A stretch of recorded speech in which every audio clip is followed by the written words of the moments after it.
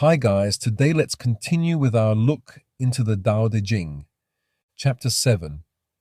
The Tao is everlasting. The Tao is everlasting. It does not fade away. It is unchanging and eternal. The Tao is the source of all things, but it never holds on to them. It is the mother of the universe, but it is not possessive. The Tao does not desire, it just is. The wise person understands the Tao and lives by its principles. They do not act out of selfishness or desire, but instead act with humility and gentleness. They let go of control and allow things to unfold naturally. In this way, they remain connected to the Tao. Their actions are effortless and in harmony with the world around them. The Tao is like the water that nourishes all things. It flows gently, but with great power. It nurtures and sustains life without seeking anything in return. The wise person is like water, humble, nurturing, and constant. They do not seek recognition or praise, but their actions speak volumes. To follow the Tao is to be in tune with the natural flow of life. It is to act in alignment with the universe, to live without force or struggle. The Tao is everywhere, in all things at all times. It is the unseen force that binds everything together. In this chapter, the Tao Te Ching teaches us about the eternal nature of the Tao. The Tao is not something that can be possessed or controlled. It simply is. It flows through everything and sustains all life, yet it asks for nothing in return. In fact, the Tao's power lies in its non-interference and humility. The comparison to water is a powerful one. Water is soft and yielding, yet it has the ability to shape mountains over time. This is the same way the Tao works in the world. It doesn't force or strive, but it quietly and gently nurtures and transforms everything it touches. The wise person, according to Lao Tzu, understands this and lives their life in accordance with the Tao. They don't seek power or recognition. Instead, they act naturally, humbly, and without attachment.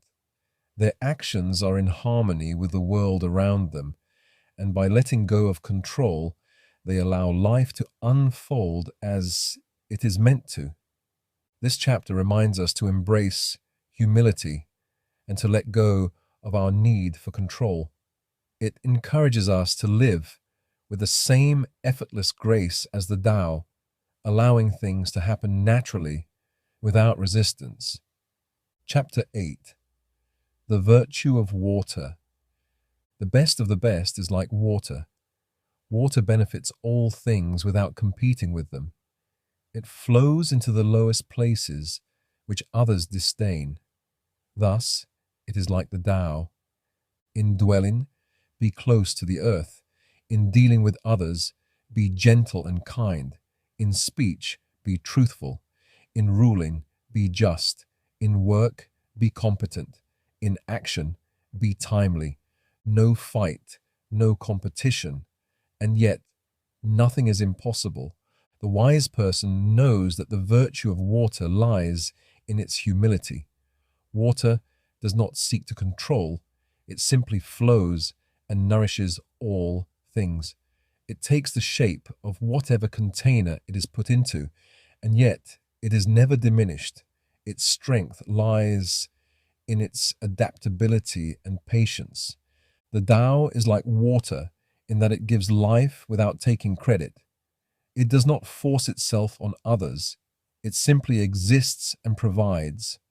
When we follow the Tao, we embody this same gentle power, humble, patient, and capable of great strength without needing to exert force. In this chapter, Laozi compares the Tao to water, which is perhaps one of the most profound and enduring metaphors in the Tao Te Ching. Water has no ego, it simply is. It is humble, fluid, and adaptable. It nurtures everything it touches without seeking anything in return. It doesn't fight or compete, yet it has the power to shape mountains over time. By comparing the Tao to water, Laozi teaches us the importance of humility and non-resistance. The wise person, like water, does not try to dominate or control. They act with gentleness, adaptability, and patience. They do not force their will upon others, but instead they let things unfold naturally in harmony with the world around them. This is a powerful lesson for us in a world that often prizes competition, force, and control. The Tao Te Ching invites us to consider the power of humility, the strength of gentleness, and the wisdom of letting go. Just as water flows into the lowest places, the wise person does not seek the spotlight or glory. Instead, they find their power in their humility and their ability to adapt. Chapter 9. The Dangers of Excess. Hold on to the edge of the cup, and it will be enough. When you have filled the cup to the brim, stop. If you keep pouring, it will spill. Therefore, be careful in action and watch your words. One who has too much of anything may spoil it. To grasp too tightly can lead to loss. Everything has its limits. Know when to stop. When you know when to stop, you will avoid danger. The wise person understands the balance between striving and surrender. They know when to act and when to let go. They are careful with their energy, knowing that excessive force only leads to destruction. In Chapter 9, Laozi warns against excess. It is easy to get caught up in the idea that more is better, but this chapter reminds us that there is such a thing as too much. When we hold on to things too tightly or push too hard, we risk losing them. Just as the cup overflows if we keep pouring, our lives become unbalanced when we keep grasping for more. The lesson here is about moderation. The wise person knows when to stop, when to let go, and when to simply be. They understand the importance of balance and the dangers of excess, whether it be in work, relationships, or desires. This chapter encourages us to approach life with wisdom and restraint, rather than constantly seeking more. It teaches us the importance of knowing when to step back, take a breath, and appreciate what we already have. In this way, we preserve our energy and avoid unnecessary struggle. Chapter 10. Nurturing the Spirit. Can you hold the spirit of the child? Can you cleanse the mind of distractions? Can you let your body be as supple as a newborn's? Can you embrace simplicity? The wise person nurtures the spirit without interference. They allow the body to rest in its natural state and the mind to return to its purest form. They do not strive to control, but instead let things be as they are. They are in tune with the rhythm of life, flowing effortlessly from one moment to the next. Chapter 10 of the Tao Te Ching asks us to reconnect with the natural purity of the body and mind. It invites us to embrace simplicity and childlike wonder. Children are naturally in touch with their instincts and feelings, unburdened by the complexities of the world.